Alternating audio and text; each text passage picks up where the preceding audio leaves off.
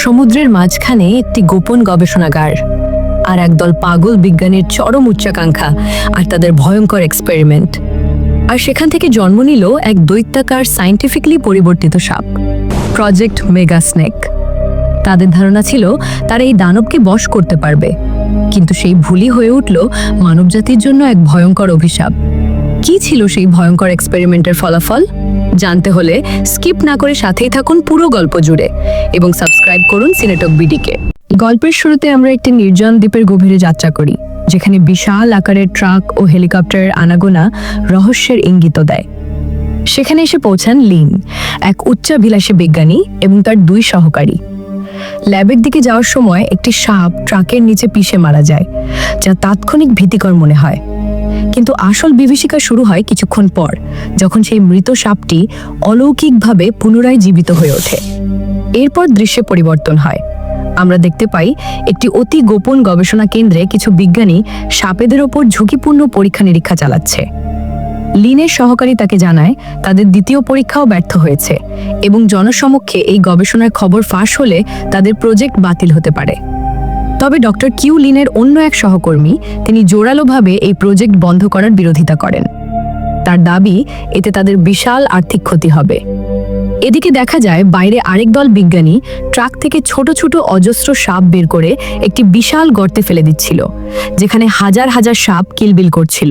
Lin research সেন্টারের ভেতরে প্রবেশ করে দেখতে পান তাদের গবেষণার আসল ফল, একটি বিশাল কাচের চেম্বারে বন্দী দৈত্যাকার সাপ।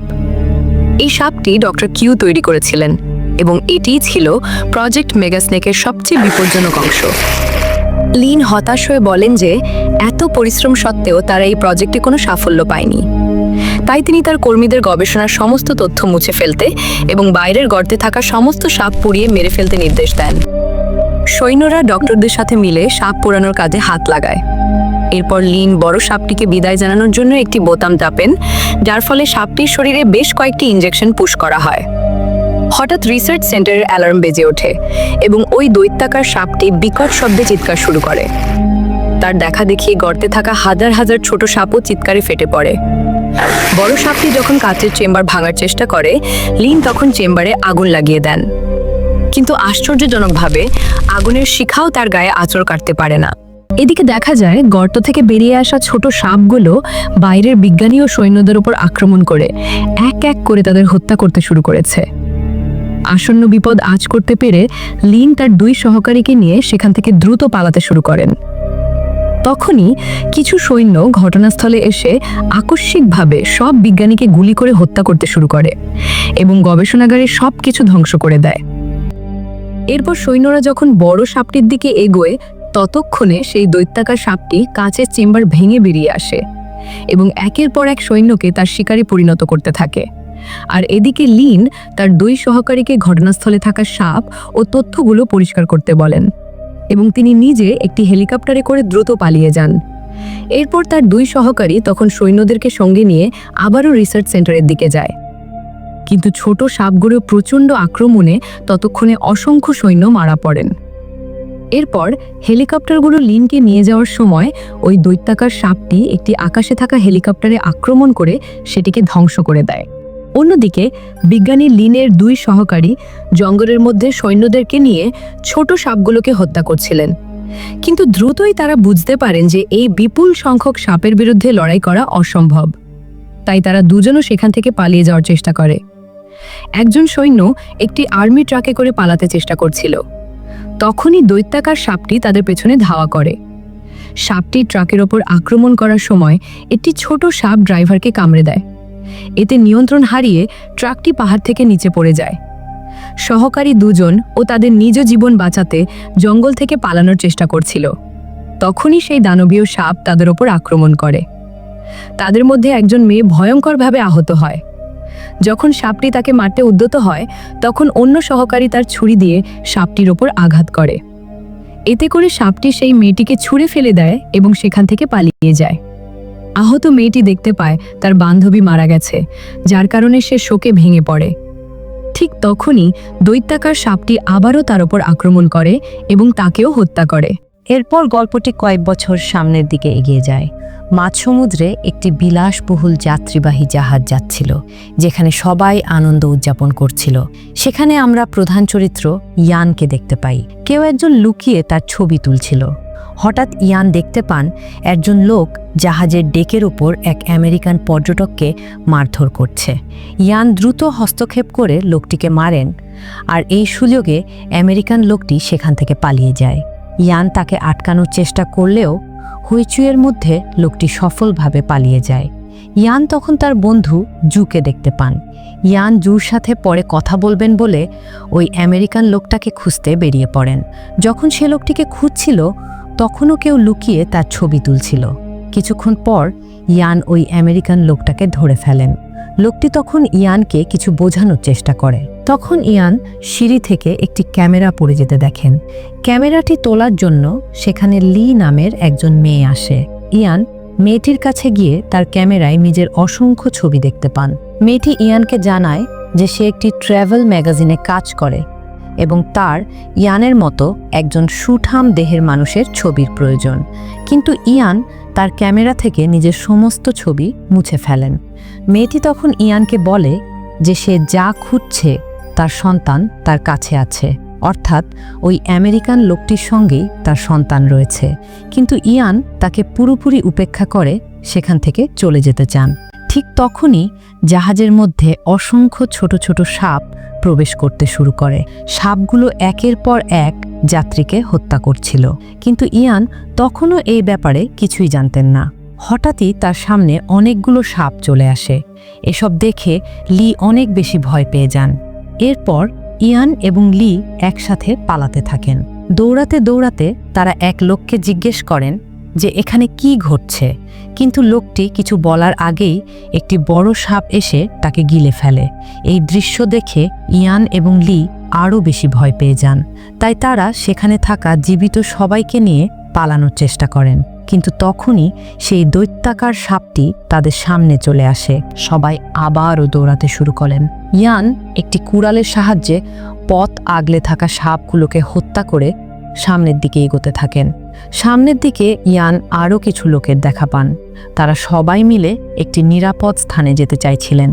তখনই তাদের মাঝে একজন ধনী লোক নিজেকে একটি ভিআইপি কেবিনে আটকে ফেলেন এবং অন্য কাউকে ভেতরে আসতে দেন না। বাইরে থাকা সবাই আতঙ্কিত হয়ে লোকটিকে বারবার দরজা খুলতে বলেন। ঠিক তখনই ওই ভিআইপি কেবিনের মধ্যে ছোট ছোট সাপ প্রবেশ করে এবং লোকটিকে নৃশংসভাবে হত্যা করে। এ সময় ইয়ানরা তাদের সামনে আবারও সেই বিশাল সাপটিকে দেখতে পান এবং জীবন বাঁচাতে সেখান থেকে পালানো শুরু করেন। জাহাজের অন্য এক অংশে একটি বৃদ্ধ লোক একটি ছোট বাচ্চা মেয়েকে নিয়ে লুকিয়েছিল। অন্যদিকে ইয়ানরা ইঞ্জিন রুমে চলে আসেন।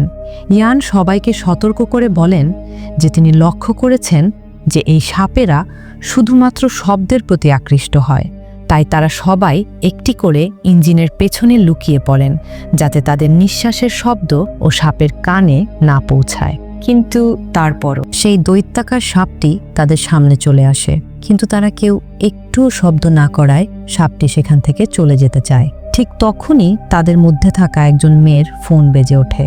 সেই শব্দ শুনে সাপটি আবার তাদের দিকে আসে। সবাই তখন দৌড়াতে দৌড়াতে উপরের ডেকের দিকে চলে আসে। বড় সাপটি তাদের পিছু করছিল, আর এজন্য তারা সবাই ফ্রিজিং রুমে ঢুকে দরজা বন্ধ করে দেন। বড় সাপটি ফ্রিজিং রুমের দরজা ভাঙার চেষ্টা করে, কিন্তু ব্যর্থ হয়ে শান্ত হয়ে যায়। ঠিক তখনই ইয়ান দেখতে পান তাদের মধ্যে একজনকে একটি সাপে কামড়ে দিয়েছে। সবাই খুব ঘাবড়ে যায়। লি দ্রুত ঔষধ খুঁজতে থাকে, কিন্তু এমন কোনো ঔষধ খুঁজে পায় না যা দিয়ে ছেলেটিকে বাঁচানো যাবে। সে কান্নায় ভেঙে পড়েন। সবারই এই বিষয়টি নিয়ে অনেক খারাপ লাগে, কেননা ছেলেটি তিল তিল করে তাদের চোখের সামনে মারা যাচ্ছিল। ফ্রিজিং রুমে দীর্ঘক্ষণ লুকিয়ে থাকার কারণে সবারই প্রচণ্ড ঠান্ডা লাগছিল। এটা দেখে ইয়ান সবাইকে বাঁচানোর সিদ্ধান্ত নেন এবং বড় সাপটিকে নিজের পেছনে নিয়ে যাওয়ার পরিকল্পনা করেন। তার বন্ধু জু তাকে এই বিপজ্জনক কাজটা করতে নিষেধ করেন। তখনই যাকে সাপে কামড়েছিল সেই ছেলেটি বলে যে সে এই কাজটা করবে। ইয়ান তাকে নিষেধ করলেও ছেলেটি তার কথা শোনে না এবং ফ্রিজিং রুমের দরজা খুলে দেয়। শব্দ শুনে বড় সাপটিও তার পেছনে ধাওয়া করে, আর বাকিরা সেখান থেকে পালিয়ে যায়।